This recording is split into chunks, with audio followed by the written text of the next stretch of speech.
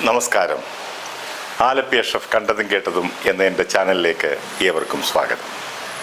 അജ്ഞതയുടെ തീരത്തുകൂടി സഞ്ചരിക്കുന്നവർ അധികാരത്തിലെത്തിയാൽ നമ്മുടെ അവകാശങ്ങൾ നിഷേധിക്കപ്പെടുമെന്ന് മാത്രമല്ല, ആളുകൾ അവഹേളിക്കപ്പെടുകയും ചെയ്യും. ന്യായങ്ങളെ കാത്ത് നേരിനെ കാട്ടി നേരായി ജീവിക്കുന്നവരായിരിക്കണം നേതൃസ്ഥാനങ്ങളെ അലങ്കരിക്കേണ്ടവർ. അമ്മ എന്ന സംഘടനയിൽ ഇപ്പോൾ നടക്കുന്ന ദുർഗന്ധം വമിക്കുന്ന സംഭവങ്ങളുടെ അകത്തളത്തിലേക്ക് നമുക്കൊന്ന് കടന്നു ചെല്ലാം.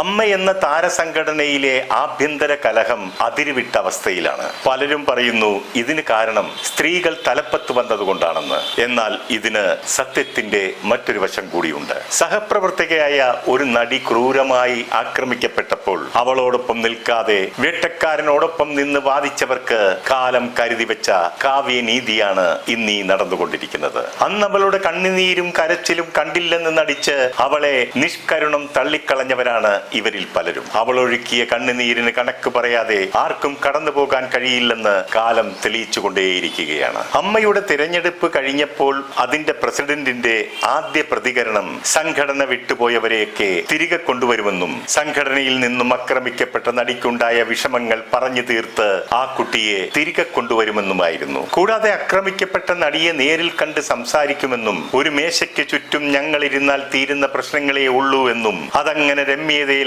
ഞങ്ങൾ ഒന്നായി മുന്നോട്ടു പോകുമെന്നുമായിരുന്നു വീരവാദം. എന്നാൽ ഈ വാക്കുകളെല്ലാം പാഴ്വാക്കുകളായിരുന്നു. രാഷ്ട്രീയക്കാർ പോലും നാണിച്ചു പോകുന്ന കാലുമാറ്റം, അതായത് വാക്കുമാറ്റം. പിന്നീട് അതേക്കുറിച്ച് മാധ്യമങ്ങൾ ചോദിച്ചപ്പോൾ പ്രസിഡന്റ് പറയുന്നു, അതിപ്പോൾ ചർച്ച ചെയ്യേണ്ട വിഷയമല്ല.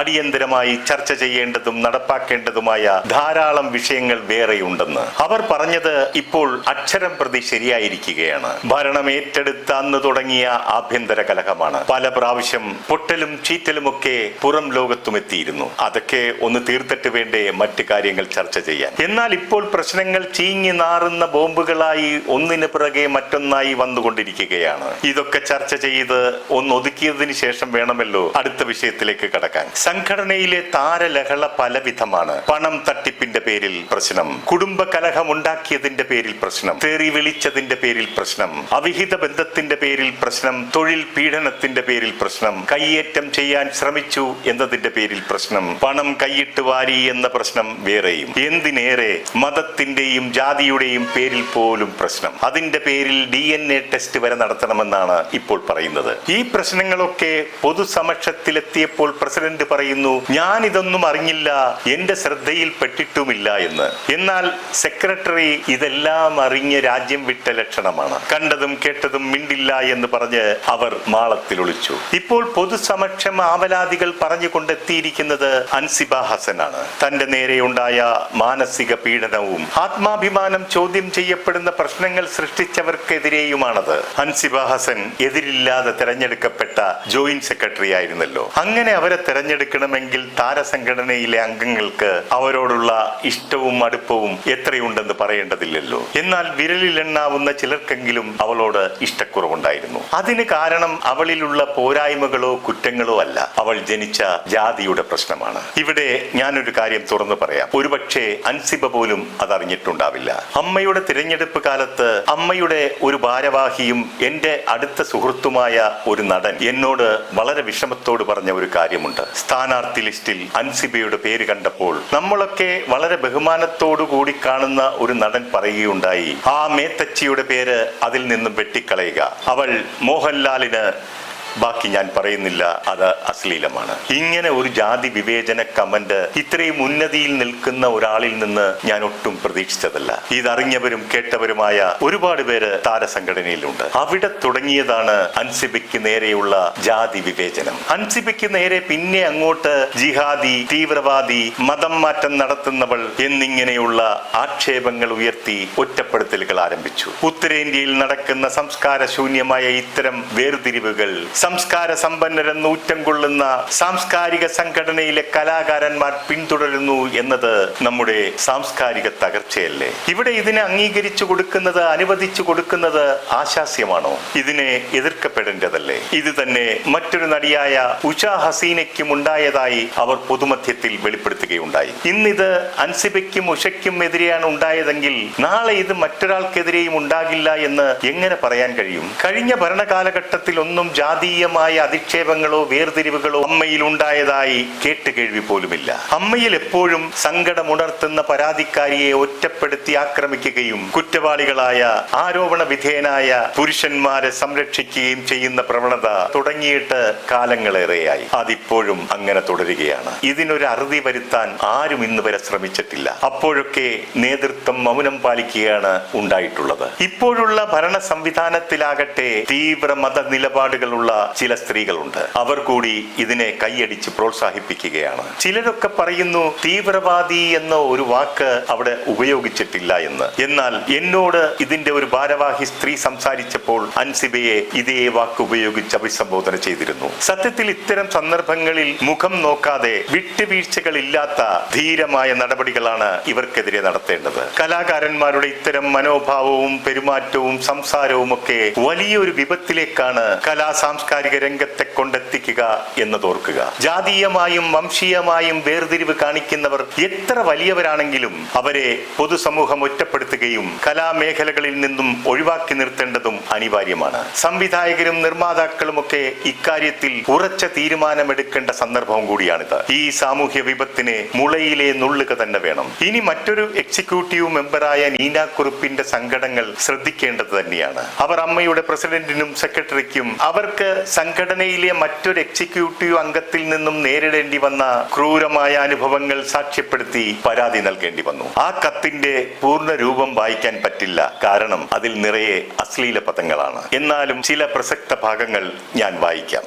To the president and the general secretary. ആദരണീയ മാഡം, അമ്മ അസോസിയേഷന്റെ എക്സിക്യൂട്ടീവ് അംഗമായ ശ്രീ ടിനി ടോമിന്റെ ആവർത്തിച്ചുള്ള ദുർവ്യവഹാരം, അസഭ്യവും അംഗീകരിക്കാനാകാത്തതുമായ പെരുമാറ്റം എന്നിവയെ സംബന്ധിച്ച് ഗൗരവമായ ഒരു ഔദ്യോഗിക പരാതി സമർപ്പിക്കുന്നതിനായാണ് ഞാൻ ഈ കത്തെഴുതുന്നത്. 2026 ഫെബ്രുവരി 13 കൊച്ചിയിലെ റീജിയണൽ സ്പോർട്സ് സെന്ററിലെ അമ്മ കുടുംബ സംഗമത്തിന്റെ റിഹേഴ്സലിനായി നിരവധി അംഗങ്ങളും എക്സിക്യൂട്ടീവ് അംഗങ്ങളും മറ്റുള്ളവരും സന്നിഹിതരായിരിക്കെ ശ്രീ ടിനി ടോം എന്നെ പരസ്യമായി അസഭ്യവും അശ്ലീലവും അപമാനകരവുമായ മലയാളം വാക്കുകൾ ഉപയോഗിച്ച് അധിക്ഷേപിച്ച് അദ്ദേഹം എന്നെ വിളിച്ച വാക്കുകൾ ചുവടെ പറയുന്നതാണ്. മുഴുവൻ എനിക്ക് വായിക്കാൻ പറ്റില്ല. മൈ പൂമോളെ, നിന്റെ അമ്മയുടെ ഡാഷ്.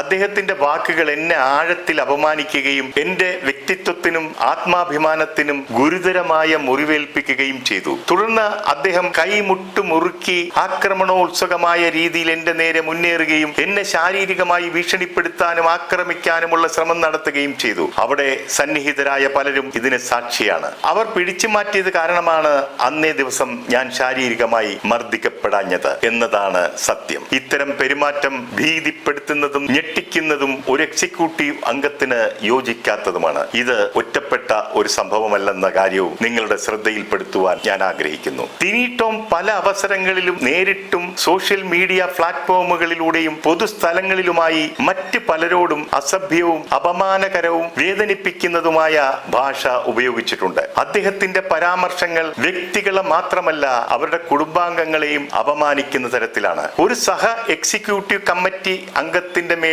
മത തീവ്രവാദത്തിന്റെയും മതപരിവർത്തന ശ്രമങ്ങളെയും അദ്ദേഹം ആരോപിക്കുന്നത് ഞാൻ വ്യക്തിപരമായി കേട്ടും സാക്ഷ്യം വഹിച്ചിട്ടുമുണ്ട്. അതുപോലെ തന്നെ ആ അംഗത്തിനും അവരുടെ രണ്ടാനച്ഛനും തമ്മിലുള്ള അനാചാരപരമായ ലൈംഗിക ബന്ധമുണ്ടെന്ന തരത്തിലുള്ള സൂചനകളും ആരോപണങ്ങളും അദ്ദേഹം ഉന്നയിക്കുകയും അവരുടെ കുടുംബ പശ്ചാത്തലത്തെക്കുറിച്ചും അപമാനകരമായ പരാമർശങ്ങൾ നടത്തുകയും ചെയ്തിട്ടുണ്ട്. ഇതിനും ഞാൻ സാക്ഷിയാണ്. ഇതൊക്കെയാണ് നീന കുറുപ്പിന്റെ കത്തിലുള്ളത്. ഇനിയും ഒരുപാട് കാര്യങ്ങളുണ്ട്. ഞാൻ മുഴുവനും വായിക്കുന്നില്ല. സഹപ്രവർത്തകയായ ഒരു സ്ത്രീയോടാണ് ഇത്തരം ചേഷ്ടകൾ കാണിക്കുകയും അസഭ്യം പറയുകയും ചെയ്തതെന്ന് ഓർക്കുക. എന്നിട്ടും ഈ വ്യക്തിയെ ന്യായീകരിച്ചുകൊണ്ട് പൊതുരംഗത്ത് വരാൻ ചില സ്ത്രീകൾക്കൊന്നും നാണവും മാനവുമില്ലേ? നാറിയവനെ ചുമന്നാൽ ചുമക്കുന്നവനും നാറുമെന്നോർക്കുക. അല്ലെങ്കിലും താരസംഘടനയിൽ കാലാകാലങ്ങളായി ഇത് തന്നെയാണല്ലോ അരങ്ങേറുന്നത്. ന്യായീകരണ തൊഴിലാളികൾ കേൾക്കുന്നതിലേക്കായി അൻസിബയുടെ ഒരു വോയിസ് ക്ലിപ്പ് കൂടി ഞാൻ കേൾപ്പിക്കാം. നമസ്കാരം, ഞാൻ അൻസിബയാണ്. പ്രിയപ്പെട്ട അംഗങ്ങളെ, എനിക്ക് ഇങ്ങനൊരു ഓഡിയോ മെസ്സേജ് ഇടേണ്ട ഗതികേട് വരുത്തിയതാണ് എല്ലാവരും കൂടെ. ഞാൻ വളരെ ധൈര്യത്തോടെ പൊതുസമൂഹത്തിൽ വന്ന് ഞാൻ നേരിട്ട ദുരനുഭവങ്ങൾ വിളിച്ചു പറയേണ്ട ഗതികേട് ഈ സംഘടനയാണ് ഉണ്ടാക്കിയത്. ഈ സംഘടനയിലുള്ള ആളുകളാണ് ഉണ്ടാക്കിയത്. ഈ എക്സിക്യൂട്ടീവ് കമ്മിറ്റിയാണ് ഉണ്ടാക്കിയത്. എനിക്ക് അവിടുന്ന് ഒരു നീതി കിട്ടാത്തത് കൊണ്ടാണ് ഞാൻ പുറം ലോകത്ത് വന്ന് വിളിച്ചു പറഞ്ഞത്. ഞാൻ ആ പുറം ലോകത്ത് വന്ന് സത്യം വിളിച്ചു പറഞ്ഞപ്പോൾ എനിക്ക് സാക്ഷി പറയാൻ നീനകുറുപ്പ് ചേച്ചി വന്നു. നീനകുറുപ്പ് ചേച്ചിയുടെ പരാതിയിൽ വ്യക്തമായിട്ട് എല്ലാ കാര്യങ്ങളും എഴുതിയിട്ടുണ്ട്. എന്നിട്ടും ഒരാൾ എനിക്ക് വേണ്ടി സാക്ഷി പറയാൻ വന്നിട്ടും നമ്മുടെ അമ്മ സംഘടനയിലുള്ള ചില സ്ത്രീകൾ ടിനി ടോം ചേട്ടനെ സപ്പോർട്ട് ചെയ്തു വരുന്നത് എനിക്ക് മനസ്സിലാവുന്നില്ല. ടിനി ടോം അങ്ങനെ പറയില്ല എന്നാണ് പറയുന്നത്. പറഞ്ഞു എന്ന് മറ്റൊരു സ്ത്രീ വളരെ വ്യക്തമായി ധൈര്യത്തോടെ വന്ന് പറയുമ്പോൾ അതിനെ നിഷേധിക്കാൻ എങ്ങനെയാണ് നമ്മുടെ സംഘടനയിലുള്ള സ്ത്രീകൾക്ക് സാധിക്കുന്നതെന്ന് എനിക്ക് മനസ്സിലാവുന്നില്ല. അതിനെ വെറും ഒരു പരദൂഷണം എന്ന് പറയാൻ എങ്ങനെ സാധിക്കുന്നു എന്ന് എനിക്ക് മനസ്സിലാവുന്നില്ല. കാര്യത്തിന്റെ സത്യം അറിയാതെ എനിക്കെതിരെ പബ്ലിക്കലി പോയി സ്റ്റേറ്റ്മെന്റ് പറയുമ്പോൾ ഭയങ്കര വിഷമമുണ്ട്. ഇങ്ങനെയൊക്കെയാണോ ചെയ്യാൻ? കഷ്ടം തോന്നുന്നു. ഞാന് ഈ സംഘടന ഇനിയെങ്കിലും നന്നാവട്ടെ.